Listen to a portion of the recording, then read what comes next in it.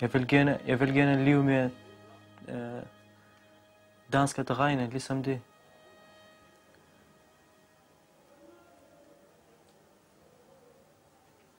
Jeg vil gerne, at jeg skal sige skål, danske skål. Men jeg kan ikke.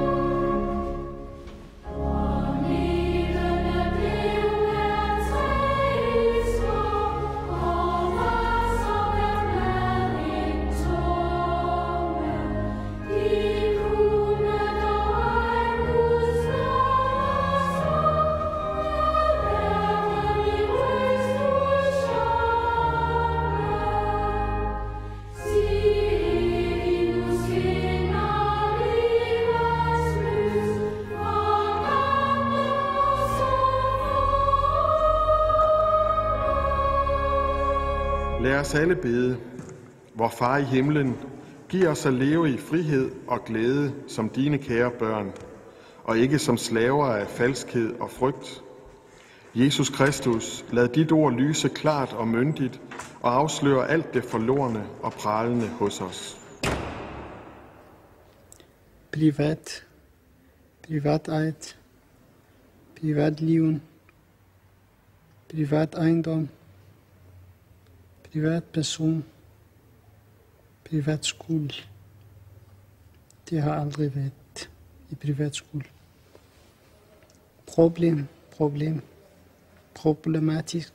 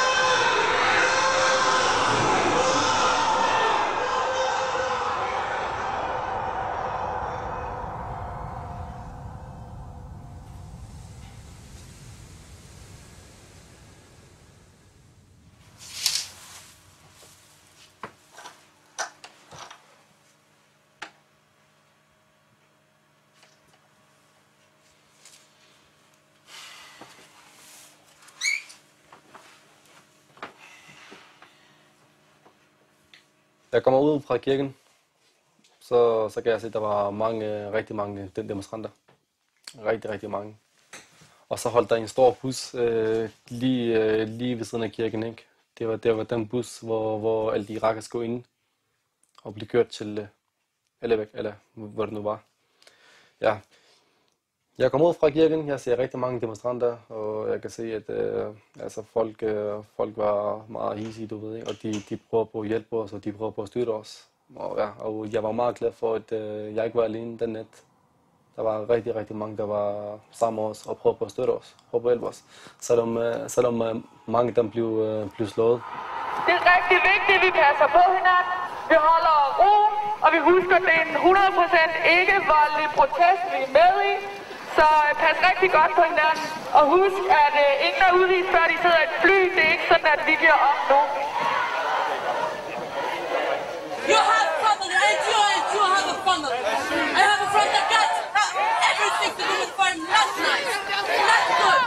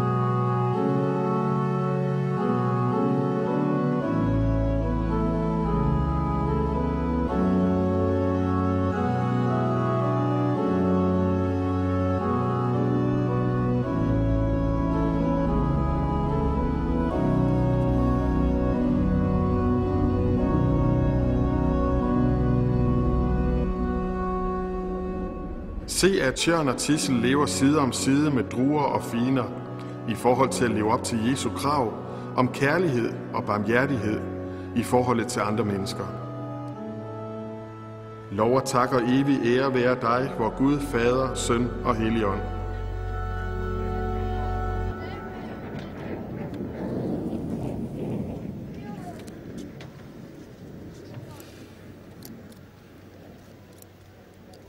Det er en aften, jeg tror, jeg bor i Irak, fordi det kommer 500 politi for 90 mennesker i Irak.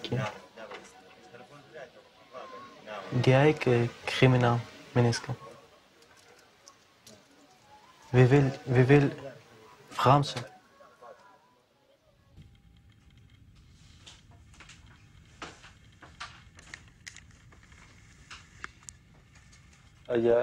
Jeg er anholdt fordi jeg er i Irak. Det er derfor. Der er ikke plads til Irak i Danmark. Så jeg tror nok, det er nok derfor, vi kommer herind.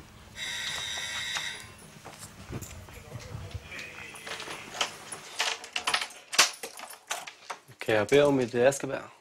Ja.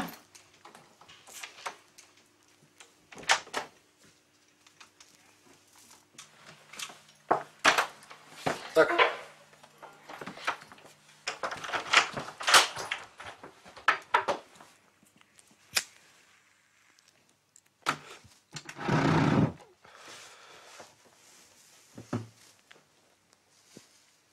Jeg har ikke privatliv her. Jeg har ingenting her. Altså, det eneste, jeg har, det er bare, at jeg har et fjernsyn i mit værelse, ikke også? Ja, jeg ser fjernsyn om dagen og hører nyhederne. Og får 3 gange mad om dagen og sover. Men det er det eneste, vi laver.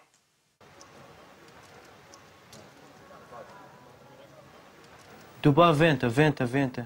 2 år, 3 år, 4 år, 10 år. Bagefter de politi siger til mig, eller ham, eller du skal sende tilbage. 10 år, du venter, eller 2 år, 3 år. Det er ikke liv.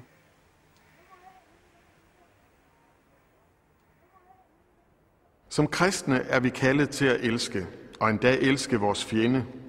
Derfor vil det altid være vores opgave og kald at forholde os personligt til de mennesker, der lever i konflikt på grund af fattigdom eller krig, eller økonomi, religion, eller svage regeringer, der ikke formår at skabe gode rammer for de mennesker, der lever i deres land.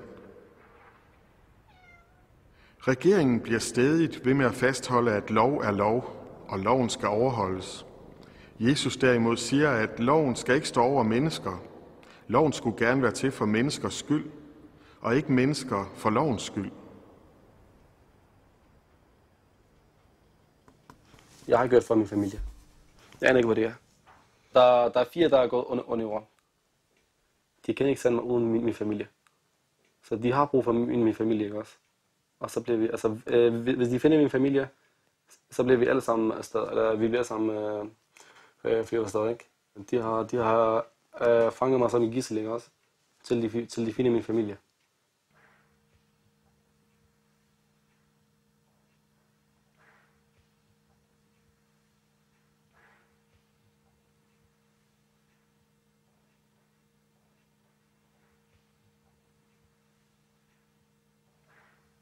Jeg vil bare gerne være et frit menneske, som alle de andre.